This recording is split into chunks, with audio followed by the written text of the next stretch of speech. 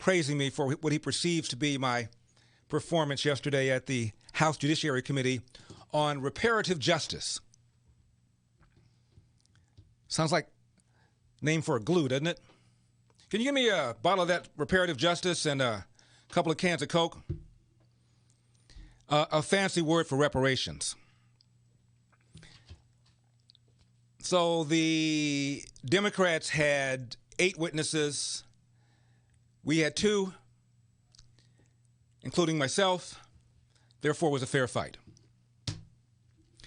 I gave an opening statement, and then a couple times I was able to chime in here and there, but overall, I got to say, I felt very similar to the way I felt when I was watching the hearings on the Capitol riots and the Democrats making their case against President Trump, putting on footage after footage after footage of rioters, saboteurs, whatever you want to call them. And I said then, can we stipulate it was bad? Can you stipulate that these people were rioters? Call them traitors, call them insurrectionists, call them whatever you want to call them. Can we stipulate it was bad? And the argument from the Democrat side repeatedly was how horrible slavery was. Nobody disagrees with that. And Sheila Jackson Lee, a sponsor of the legislation for this commission to study reparations, holds up a picture of a slave who had been whipped. I'm sure you've seen that picture. I've seen it many times.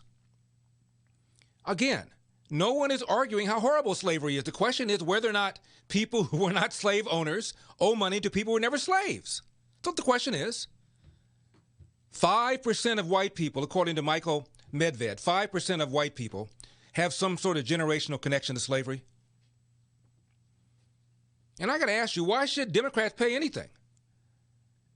As near as Dinesh D'Souza can figure out, maybe 8 out of 350,000 slave owners were Republicans who enslaved at the time of 1860 4 million slaves.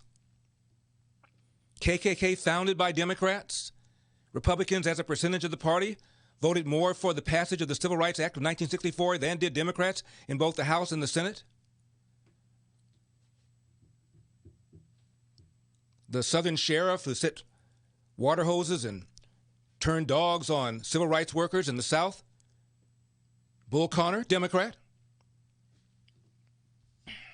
They kept saying over and over again, 400 years, 400 years. Well, the United States came into being in 1787 and slavery ended in 1865. That ain't 400 years. And this business about how slavery made America wealthy. Slavery is precisely why the South lost the war, because it impoverished the South relative to the North. At one time, Virginia was the most populous and most prosperous state, and it fell behind the several northern states because of its dependence on slavery.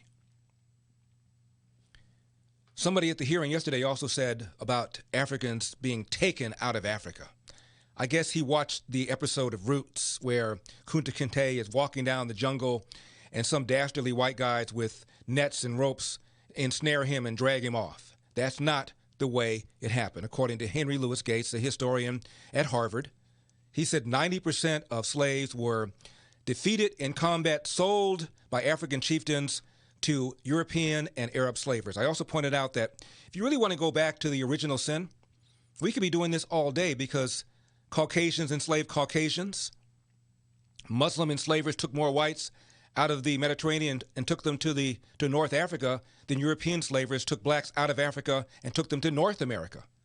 Out of all of the slaves taken out of Africa and taken to the New World, so-called New World, 12 million, 10 million survived. Less than 5% came here.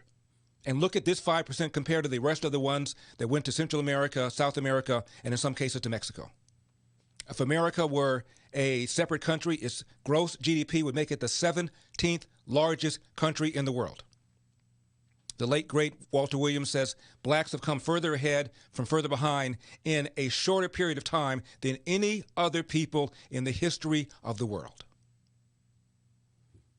I also talked about how this notion about slavery enriched the world was refuted by none other than Frederick Douglass, the abolitionist who escaped a plantation in Maryland and went to New Bedford, Massachusetts, and he was shocked. He thought that a community could not be wealthy without slavery. He thought the North was more impoverished than the South. Those were the rumors he'd heard. He met black people who were living better, he said, than the average slave owner where he came from. Stunned. Wrote about it in his book. So please don't give me this business about how but for slavery, America would not have become wealthy.